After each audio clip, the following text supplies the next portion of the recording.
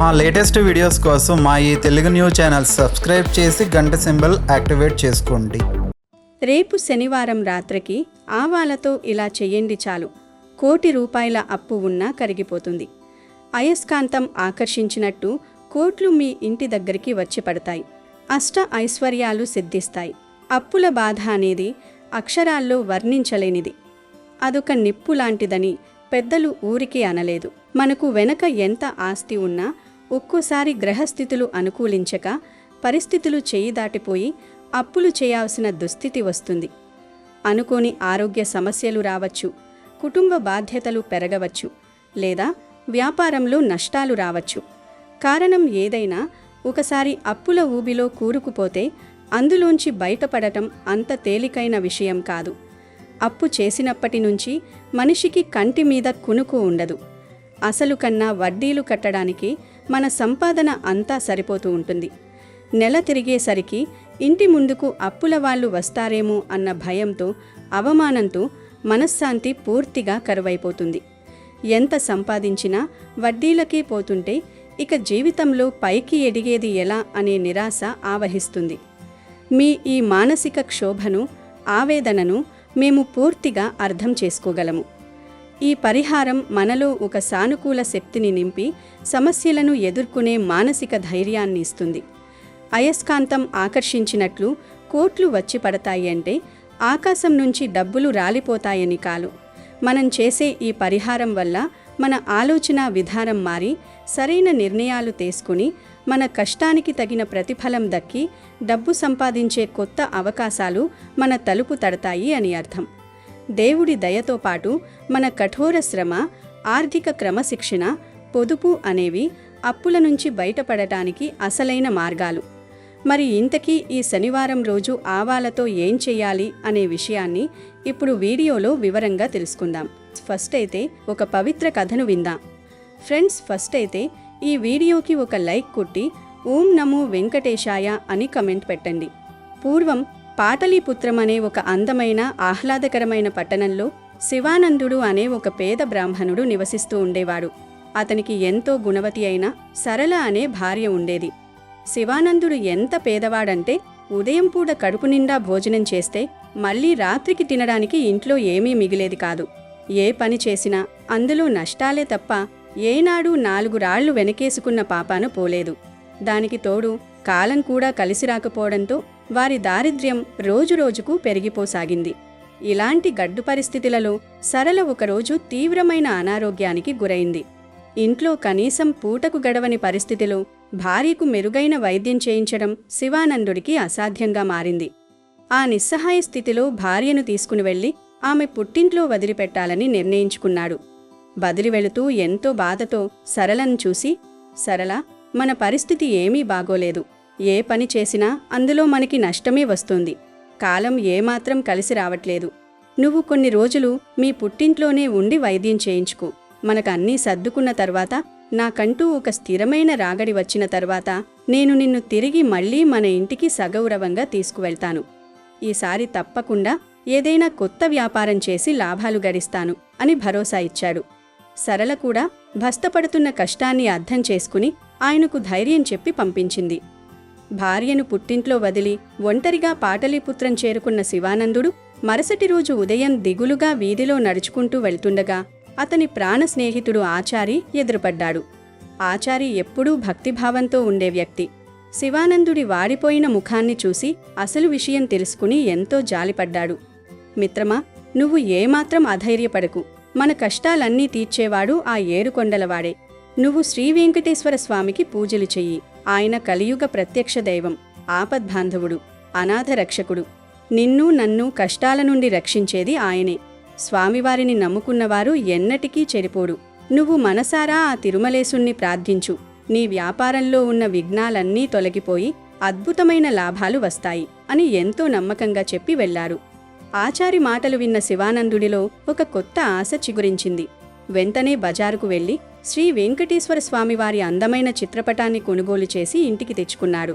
పీఠంపై స్వామివారిని కొలువుదీర్చి, స్వామి, నువ్వు ఆపద్బాంధవుడవని, అనాథ రక్షకుడవని నా మిత్రుడు చెప్పాడు. నన్ను ఆపదల నుండి రక్షించి నా కష్టాలన్నీ తీర్చు తండ్రి అని భక్తి శ్రద్ధలతో పూజలు చేయడం ప్రారంభించాడు. స్వామివారి మీద పూర్తి నమ్మకంతో శివానందుడు మరుసటి రోజు పండ్లు అమ్మే వ్యాపారం మొదలుపెట్టాడు. వేసవికాలం కదా, అరటిపండ్లు ఎక్కువగా అమ్ముడవుతాయి, మంచి లాభాలు వస్తాయి అని ఆశపడి తన దగ్గర ఉన్న కొద్దిపాటి డబ్బులతో ఎన్నో అరటికెలలను కొనుగోలు చేసి దుకాణం పెట్టాడు. కానీ విధి ఆడిన నాటకం వల్ల ఆ సంవత్సరం ఎండలు విపరీతంగా మండిపోయాయి. ఆ ఎండల తీవ్రతకు, వడగాలులకు దుకాణంలో ఉన్న అరటిపండ్లన్నీ ఒక్కరోజులోనే నల్లగా మాడిపోయి కుళ్ళిపోయాయి. అది చూసి శివానందుడికి గుండె ఆగినంత పనైంది. దిక్కుతోచని స్థితిలో వాటిని పారేయలేక కొన్న ధర కన్నా చాలా తక్కువ ధరకే అమ్ముకుని తీవ్రమైన నష్టంతో ఇంటికి తిరిగి వచ్చాడు. దారి పొడవునా ఏమిటిలా అయ్యింది? స్వామివారిని నమ్ముకుని వ్యాపారం మొదలు పెడితే లాభం వస్తుందనుకుంటే అసలు పెట్టుబడి కూడా రాలేదే, ఏం పని చేసినా నష్టాలే ఎందుకు ఎదురవుతున్నాయి అని తనని తాను నిందించుకున్నాడు. అయినా సరే బహుశా స్వామివారు నన్ను పరీక్షిస్తున్నారేమో అని సరిపెట్టుకుని మళ్లీ వెంకటేశ్వర స్వామికి పూజలు చేసి ఈసారి పచ్చడి జాడీల వ్యాపారం మొదలుపెట్టాడు. ఊరిలో పచ్చడి జాడీలకు మంచి గిరాకీ ఉంటుందని పట్నం వెళ్ళి ఎక్కువ ధరకు ఎన్నో జాడీలు కొని తెచ్చుకున్నాడు. మొదట్లో వ్యాపారం బాగానే సాగింది. కానీ ఇంతలో దురదృష్టం మరో రూపంలో వచ్చింది. తన దుకాణం పక్కనే మరో 2 వ్యాపారులు కొత్తగా పచ్చడి జాడీల దుకాణాలు తెరిచారు. వారు స్వయంగా జాడీలను మట్టితో తయారు చేసి అమ్ముతూ ఉండటం వల్ల శివానందుడి కన్నా చాలా తక్కువ ధరకే అమ్మడం ప్రారంభించారు. దాంతో జనులందరూ వారి వద్దకే వెళ్ళసాగారు. శివానందుడి దుకాణానికి వచ్చేవారి సంఖ్య రోజురోజుకు తగ్గిపోయి చివరికి ఒక్కరు కూడా రావడం మానేశారు. తెచ్చిన జాడీలన్నీ అమ్ముడుపోకుండా ఇంట్లోనే గుట్టలుగా పడిపోయాయి. తీవ్రమైన నిరాశ, కోపంతో శివానందుడు వెంకటేశ్వర స్వామి చిత్రపటం ముందు నిలబడి, స్వామి, నిన్ను నమ్ముకుంటే నా కష్టాలు తీరుస్తావని ఆశించాను. కానీ నువ్వు నాకు చేసిందేమిటి? అసలే అప్పుల బాధలో ఉన్న నాకు మరింత నష్టాన్ని మిగిల్చావు. బహుశా కుబేరుడికి నువ్వు కట్టాల్సిన అప్పులే ఎక్కువగా ఉండి నా బాధలు తీర్చే తీరిక నీకు లేదేమో అని దేవుణ్ణి నిందిస్తూ పూజలు చేయడం పూర్తిగా మానేశాడు. విసుగు చెందిన శివానందుడు వ్యాపారం మూసేసి భార్యను చూడ్డానికి ఆమె పుట్టింటికి వెళ్ళాడు. తన భర్త పరిస్థితి చూసి చలించిపోయిన సరళ, ఏమండి, మనం ఎన్నో ప్రయత్నాలు చేశాం, మీరు ఎంతో కష్టపడ్డారు. ఈసారి మన కులదైవమైన కనకదుర్గమ్మను నమ్ముకుని చివరిసారిగా ప్రయత్నించి చూడండి. ఆ అమ్మ దయ వల్ల మనకు ఖచ్చితంగా మంచి జరుగుతుంది అని సలహా ఇచ్చింది. భార్య మాటలు విని సరేనని అంగీకరించి మరుసటి రోజు ఉదయాన్నే కనకదుర్గమ్మను మనసారా ప్రార్థించి పాటలీపుత్రం చేరుకున్నాడు. ఆశ్చర్యకరంగా అతను ఇంటికి చేరుకోగానే ఒక వ్యక్తి అతన్ని వెతుక్కుంటూ వచ్చాడు. అయ్యా, మీ పూర్వీకుల నుండి మీకు రావలసిన వారసత్వ ఆస్తి ఒకటి పట్నంలో ఉంది. దానికి సంబంధించిన పత్రాలు ఇవిగోండి. జమీందారు గారు మీకు ఇవి ఇచ్చిరమ్మని నన్ను పంపించారు అని చెప్పి వెళ్ళాడు. ఆ ఆస్తి పత్రాలు చూడగానే శివానందుడి ఆనందానికి అవధులు లేకుండా పోయాయి. తన కులదైవమే తనకు ఈ అదృష్టాన్ని ఇచ్చిందని గట్టిగా నమ్మాడు. ఆ వచ్చిన ఆస్తితో శివానందుడు కొన్ని మంచి జాతి ఆవులను కొనుగోలు చేసి వాటి ద్వారా వచ్చే పాలు, పెరుగు, నెయ్యి అమ్ముతూ పాడి వ్యాపారం ప్రారంభించాడు. ఈ వ్యాపారం ఊహించని విధంగా లాభాల బాట పట్టింది. అతని ఇల్లు సిరి సంపదలతో తులుతూగసాగింది. శివానందుడు రోజూ ఎంతో భక్తితో కనకదుర్గమ్మకు పూజలు చేస్తూ తన వ్యాపారం అభివృద్ధి చెందుతున్నందుకు ఆమెకు కృతజ్ఞతలు తెలుపుకుంటూ ఉండేవాడు. ఒకరోజు పూజ గదిలో కనకదుర్గమ్మకు ధూపం వేస్తూ, అమ్మ, నిన్ను కొలిచిన వెంటనే నన్ను కరుణించావు, నా వ్యాపారాన్ని నిలబెట్టావు, నీ కరుణ ఎల్లప్పుడూ నాతో ఇలానే ఉండాలి అని ప్రార్థిస్తున్నాడు. ఆ సమయంలో అతను వేసిన ధూపం పొగ పక్కనే ఒక మూలన అప్రయత్నంగా పడి ఉన్న శ్రీ వెంకటేశ్వర స్వామి చిత్రపటం వైపు వెళ్లడం గమనించాడు. అది చూసి శివానందుడికి ఎక్కడలేని కోపం వచ్చింది. ఏంటిది, నేను కష్టాల్లో ఉన్నప్పుడు ఎన్నిసార్లు మొరపెట్టినా నాకు సహాయం చేయని ఈ వెంకటేశ్వర స్వామి వైపు ఈ ధూపం పొగ ఎందుకు వెళ్తోంది? ఈ పొగ అంతా నాకు సహాయం చేసిన దుర్గమ్మకి చెందాలి, కానీ నన్ను పట్టించుకొని వీరికెందుకు? ఇప్పుడే ఈ పొగ ఆ చిత్రపటానికి తగలకుండా ఆపేస్తాను అని అనుకున్నాడు. వెంటనే కోపంగా వెళ్ళి ఒక దళసరి వస్త్రాన్ని తీసుకువచ్చి శ్రీ వెంకటేశ్వర స్వామి చిత్రపటాన్ని పూర్తిగా కప్పేసి దానికొక ముడివేశాడు. ఇప్పుడు చూడండి, మీరు కొంచెం ధూపం పొగ కూడా స్వీకరించలేరు అని గర్వంగా అన్నాడు. శివానందుడు ఆ వస్త్రం కప్పిన మరుక్షణమే ఆ గది అంతా ఒక దివ్యమైన తేజస్సుతో నిండిపోయింది. ఆకాశం నుండి పూలవాన కురిసింది. కళ్ళు మిరుమిట్లు గొలిపే కాంతితో, శంఖచక్రాలు ధరించి, అభయహస్తంతో సాక్షాత్తు శ్రీ వెంకటేశ్వర స్వామివారు శివానందుడి ముందు ప్రత్యక్షమయ్యారు. స్వామివారి ముఖంలో చిరునవ్వు తొణికిసలాడుతోంది. ఆ దివ్య మంగళ రూపాన్ని చూసి శివానందుడు ఆశ్చర్యంతో, భయంతో వణికిపోతూ చేతులు జోడించాడు. స్వామి, మీరా? ఇన్నాళ్ళు నేను కష్టాల్లో ఉండి ఎన్నో పూజలు చేసి మిమ్మల్ని కన్నీళ్లతో పిలిస్తే ఏనాడూ రాలేదు. పైగా మీకు అప్పులున్నాయని నిందించాను. మీ పూజలు మానేశాను. ఇప్పుడు కనీసం మిమ్మల్ని పిలవకుండానే మీ పటానికి గుబ్బ కప్పినప్పుడెందుకు వచ్చారు అని అడిగాడు శివానందుడు. అప్పుడు శ్రీనివాసుడు చిరునవ్వుతో, సుమధురమైన స్వరంతో ఇలా పలికాడు. ఓ శివానంద, ఇన్నాళ్ళు నువ్వు నా ముందు నిలబడి ఎన్నో పూజలు చేశావు నిజమే. కానీ అప్పుడు నువ్వు నన్ను కేవలం ఒక నిర్జీవమైన కాగితం బొమ్మగా, నీ వ్యాపారంలో లాభాలు తెచ్చిపెట్టే ఒక యంత్రంగా మాత్రమే భావించావు. నీ పూజలో భక్తి కన్నా స్వార్థం, లాభాపేక్షే ఎక్కువగా ఉన్నాయి. ఒక విగ్రహాన్ని లేదా పటాన్ని కేవలం వస్తువుగా చూస్తే భగవంతుడు అందులో ఎలా కొలువై ఉంటాడు? కానీ ఈరోజు నువ్వు ఏం చేశావో గమనించు. నేను ధూపం పొగ పీల్చుకుంటానేమో అన్న భయంతో ఒక వస్త్రాన్ని తెచ్చి నా ముఖానికి కప్పావు. అంటే ఇక్కడ ఉన్నది కేవలం చిత్రపటం కాదని, నేను సజీవంగా నీ ఇంట్లోనే ఉన్నానని, నాకు ముక్కుందని, నేను ఆ పొగను పీల్చగలనని నువ్వు పూర్తి నమ్మకంతో విశ్వసించావు. నా ఉనికిని నువ్వు ఒక సజీవ రూపంగా అంగీకరించావు. ఎప్పుడైతే భక్తుడు భగవంతుణ్ణి నిర్జీవమైన వస్తువుగా కాక ప్రాణమున్న దైవంగా భావిస్తాడో, తన కళ్ళెదుటే ఉన్నాడని దృఢంగా విశ్వసిస్తాడో, అప్పుడు భగవంతుడు ఏ రూపంలో ఉన్నా తప్పక దర్శనమిస్తాడు. నువ్వు కోతంతోనైనా సరే నా ఉనికిని సంపూర్ణంగా నమ్మావు కాబట్టే నేను నీకు ప్రత్యక్షమయ్యాను అన్నాడు. స్వామివారి మాటలు విన్న శివానందుడికి జ్ఞానోదయమయ్యింది. తన అజ్ఞానాన్ని, అహంకారాన్ని తలుచుకుని కన్నీరు మున్నీరుగా ఏడ్చాడు. క్షమించు స్వామి, భక్తి అంటే దేవుడితో వ్యాపారం చేయడం కాదని, దేవుడు మనతోనే ఉన్నాడన్న దృఢమైన విశ్వాసమే నిజమైన భక్తి అని ఇప్పుడు తెలుసుకున్నాను. నా అజ్ఞానాన్ని మన్నించి నన్ను ఆశీర్వదించు అని స్వామివారి పాదాలపై పడ్డాడు. శ్రీ వెంకటేశ్వర స్వామి శివానందుణ్ణి ఆశీర్వదించి భక్తి మార్గాన్ని ఉపదేశించి అక్కడి నుండి అదృశ్యమయ్యారు. ఆ రోజు నుండి శివానందుడు తన వ్యాపారాన్ని నిజాయితీగా చేసుకుంటూ, ఏ లాభాపేక్ష లేకుండా నిస్వార్థమైన భక్తితో శ్రీ వెంకటేశ్వర స్వామిని ఆరాధిస్తూ తన భార్యతో కలిసి సుఖ సంతోషాలతో జీవించాడు. భగవంతుణ్ణి విగ్రహంగానో పటంగానో కాకుండా నిజంగా మనతోనే ఉన్నాడని దృఢ విశ్వాసంతో నమ్మి పూజిస్తారో అలాంటి వారికి భగవంతుడు ఎల్లప్పుడూ సులభంగా ప్రసన్నుడవుతాడు అని ఈ కథ ద్వారా మనం తెలుసుకోవచ్చు. ఇక అసలు విషయంలోకి వస్తే, ఈ పరిహారానికి ప్రధానంగా 3 వస్తువులు కావాలి. అందులో మొదటిది పసుపు రంగు ఆవాలు. సాధారణంగా మన పోపుల పెట్టెలో నలుపు రంగు ఆవాలు ఉంటాయి. నలుపు రంగు ఆవాలను దిష్టి తీయడానికి, నెగిటివ్ ఎనర్జీని పారద్రోలడానికి ఉపయోగిస్తాము. కానీ మన జీవితంలోకి అదృష్టాన్ని, ధనాన్ని ఆకర్షించడానికి పసుపు రంగు ఆవాలు అద్భుతంగా పనిచేస్తాయి. పసుపు రంగు అనేది సాక్షాత్తు శ్రీ మహాలక్ష్మికి, అలాగే ధనాధిపతి అయిన కుబేరుడికి అత్యంత ఇష్టమైన రంగు. పసుపు అనగానే మనకు శుభకార్యాలు, పవిత్రత గుర్తుకు వస్తాయి.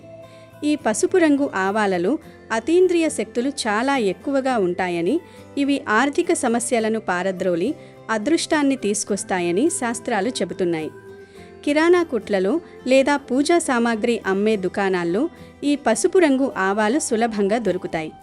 ఒక 50 నుంచి 100 గ్రాముల వరకు ఈ ఆవాలను తెచ్చి ఇంట్లో పెట్టుకోండి. ఇక రెండవ వస్తువు యాలకులు. ఈ పరిహారానికి ఎండిపోయినవి కాకుండా మంచి ఆకుపచ్చ రంగులో సువాసన వస్తున్న యాలకులను మాత్రమే తీసుకోవాలి. 6 లేదా 11 లేదా 27 యాలకులను మీరు ఎంచుకోవచ్చు. సంఖ్యాశాస్త్రం ప్రకారం 6 అనేది శుక్ర భగవానుడికి సంబంధించిన సంఖ్య. శుక్రుడు భోగభాగ్యాలకు, సిరి సంపదలకు కారకుడు. అలాగే లక్ష్మీదేవికి 6 అనేది చాలా ఇష్టమైన అదృష్ట సంఖ్య. 11 కూడా చాలా శుభప్రదమైన సంఖ్య. ఇక 27 అనేది మన 27 నక్షత్రాలకు ప్రతీక. కాబట్టి మీ వీలును బట్టి ఈ 3 ఒక సంఖ్యను ఎంచుకొని అన్ని యాలకులను పక్కన పెట్టుకోండి. లక్ష్మీదేవికి యాలకుల సువాసన అంటే ఎంతో ఇష్టం. ఆ సువాసన ఎక్కడుంటే ఆ తల్లి వెదుక్కుంటూ అక్కడికి వస్తుంది అని ప్రతీతి. మన ఇంటిని ఒక అయస్కాంతంలా మార్చి సంపదను ఆకర్షించడంలో ఈ యాలకులు ఎంతో కీలక పాత్ర పోషిస్తాయి. మూడవ వస్తువు పచ్చకర్పూరం లేదా ముద్ద కర్పూరం. సాధారణంగా మనం వాడే బిళ్ళ కర్పూరం కాకుండా దేవుడికి ఎంతో ప్రీతికరమైన పచ్చకర్పూరాన్ని వాడటం చాలా శ్రేష్టకరం. పచ్చకర్పూరం సువాసన శ్రీ మహావిష్ణువుకు, లక్ష్మీదేవికి అత్యంత ప్రీతికరమైనది. గుడిలో స్వామివారికి హారతి ఇచ్చినప్పుడు వచ్చే ఆ సుగంధం మన మనస్సును ఎంత ప్రశాంతంగా ఉంచుతుందో మీకు తెలిసింది. అలాంటి పచ్చకర్పూరం ఒక మోస్తర పరిమాణంలో ఉండే ముక్కను తీసుకోండి. పచ్చకర్పూరం దొరకని పక్షంలో ముద్దకర్పూరాన్ని కూడా ఉపయోగించవచ్చు. ఈ 3 వస్తువులు సిద్ధం చేసుకున్న తర్వాత వీటిని ఉంచడానికి ఒక గాజు బౌల్ తప్పనిసరిగా కావాలి. ఇక్కడ గాజు పాత్రని ఎందుకు వాడాలి అంటే, గాజుకు మన చుట్టూ ఉన్న నకారాత్మక శక్తిని, దుష్టశక్తులను, దరిద్రాన్ని పీల్చుకుని నాశనం చేసే అద్భుతమైన గుణముంది. ఈ పరిహారం మొత్తం ఒక గాజు బౌల్లోనే చేయాలి. ప్లాస్టిక్ లేదా స్టీల్ వాడకూడదు. ఈ పరిహారాన్ని శనివారం రాత్రి సమయంలో నిశ్శబ్దంగా, ఎవరికీ తెలియకుండా ఏకాగ్రతతో చేసుకోవాలి. శనివారం రోజు ఇంట్లో మాంసాహారం వండటం కానీ తినడం కానీ చేయకూడదు.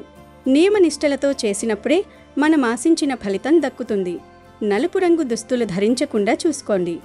ఇంటి నిండా కొద్దిగా పసుపు నీళ్లు జల్లుకుంటే ఇల్లు మరింత పవిత్రంగా మారుతుంది. శుభ్రంగా స్నానం చేసి దేవుడి గదిలోకి వెళ్ళి మనస్ఫూర్తిగా లక్ష్మీదేవిని స్మరించుకోండి. ఇప్పుడు మీరు తీసుకున్న గాజు బౌల్ను దేవుడి పటం ముందు ఉంచండి.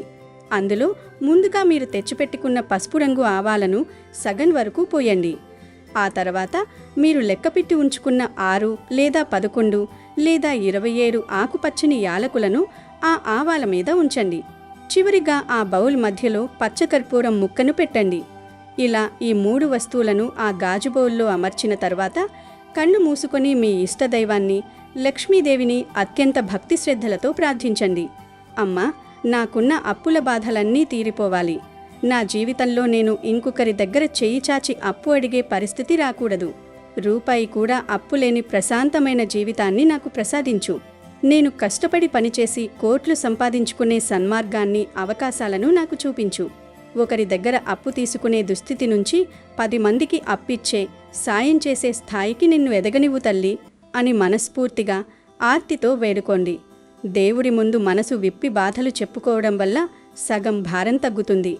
ఆ తర్వాత మీరు రోజూ దేవుడికిచ్చే విధంగానే సాంబ్రాణి ధూపం, దీపారాధన, కర్పూర హారతి ఆ గాజు బౌల్కు కూడా చూపించండి. దానికి నమస్కరించుకొని ఆ బౌల్ను దేవుడి గదిలో ఒక పక్కగా, ఎవరికీ ఎక్కువగా కనిపించని మూలగా భద్రంగా ఉంచండి. దాన్నిక పదే పదే కదిలించాల్సిన అవసరం లేదు. రోజూ పూజ చేసేటప్పుడు ఆ బౌల్కు కూడా ధూపదీపాలు చూపిస్తూ ఉండండి. ఆ గాజు బౌల్ అలా పూజ గదిలో ఉండగానే కొన్ని రోజులకు ఒక అద్భుతం జరుగుతుంది. అందులో మధ్యలో మీరు పెట్టిన పచ్చకర్పూరం నెమ్మదిగా గాలికి కరిగిపోతూ కంటికి కనిపించకుండా పోతుంది. ఆ కర్పూరం ఎలాగైతే కరిగిపోతూ కంటికి కనిపించకుండా పోతుందో, మీకున్న అప్పులు కూడా అదే విధంగా కరిగిపోయి అప్పుల బాధలన్నీ మాయమైపోతాయి. మీ ఆర్థిక కష్టాలు కరిగిపోయి ధనాకర్షణ మొదలవుతుంది. ఆ తల్లి దయతో మీ ఆలోచనల్లో స్పష్టత వస్తుంది. మీరు చేసే వృత్తి వ్యాపారాల్లో లాభాలు రావడం ప్రారంభమవుతాయి. ఈ బౌల్ను వారం రోజులు, 11 రోజులు, నెల లేదా 3 నెలల పాటు అలాగే ఉంచేయవచ్చు. అవి పాడైపోయే వస్తువులు కావు కాబట్టి ఎలాంటి ఇబ్బంది ఉండదు. ఖచ్చితంగా ఈ వారం 10 రోజుల్లోనే మీ పరిస్థితుల్లో సానుకూల మార్పు మీకు స్పష్టంగా కనిపిస్తుంది. 1 నెల లేదా 3 నెలల తర్వాత ఆ బౌల్లోని వస్తువులను తీసేయాలి. కర్పూరం అప్పటికే పూర్తిగా కరిగిపోయి ఉంటుంది. మిగిలిన పసుపు రంగు ఆవాలను, యాలకులను తీసుకువెళ్ళి ఎవరూ తొక్కని ప్రదేశంలో పచ్చగా ఉన్న ఒక చెట్టు మొదట్లో వేసేయాలి, లేదా పారుతున్న నీటిలో అయినా కలపవచ్చు. ఇలా పాత వాటిని తీసేసి ఆ గాజు బౌళ్ళు శుభ్రంగా కడిగి మళ్ళీ ఇదే పద్ధతిలో కొత్త ఆవాలు, యాలకులు, కర్పూరం వేసి శనివారం రాత్రి కానీ, గురు శుక్రవారాల్లో కానీ తిరిగి ప్రతిష్ఠించుకోవచ్చు. దీనివల్ల నిరంతరం మీ ఇంట్లో సానుకూల శక్తి ప్రవహిస్తూనే ఉంటుంది. ఈ పరిహారం చేస్తున్నట్లు చుట్టుపక్కల వారికి, ఇతరులకు చెప్పకండి. కొన్ని తాంత్రిక పరిహారాలు రహస్యంగా చేసినప్పుడే వాటి ఫలితం సంపూర్ణంగా దక్కుతుంది. చివరగా మరొక్కసారి గుర్తుంచుకోండి, ఈ అద్భుతమైన పరిహారం చేయడం ద్వారా మీ ఇంట్లో లక్ష్మీ కటాక్షం కలుగుతుంది. అయితే దేవుడి దయతో పాటు మీ వంతు ప్రయత్నం కూడా తోడవ్వాలి. ఉన్నంతలో పొదుపు చేయడం నేర్చుకోండి. అనవసరపు ఆడంబరాలకు పోయి ఖర్చులు చేయటండి. మీ సంపాదనకు మించి అప్పులు చేసే అలవాటును పూర్తిగా మానుకోండి. కష్టపడి నిజాయితీగా పనిచేయండి. మీ శ్రమకు ఈ పరిహారం యొక్క సానుకూల శక్తి తోడైతే ఖచ్చితంగా మీ అప్పులన్నీ ఇట్టే కరిగిపోతాయి. మీరు ఊహించిన విధంగా కోట్లు సంపాదించి 10 మందికి సహాయం చేసే స్థాయికి ఎదుగుతారు. ఈ విధానాన్ని పూర్తి విశ్వాసంతో ఆచరించండి. మీ జీవితంలో ఆనందం, సిరి సంపదలు వెల్లివిరుస్తాయి. అమెజాన్లో బెస్ట్ డిస్కౌంట్స్ కోసం వీడియో డిస్క్రిప్షన్లో లింకు ఉంది, చూడండి. అలాగే మా టెలిగ్రామ్ ఛానల్ సబ్స్క్రైబ్ చేసుకోండి.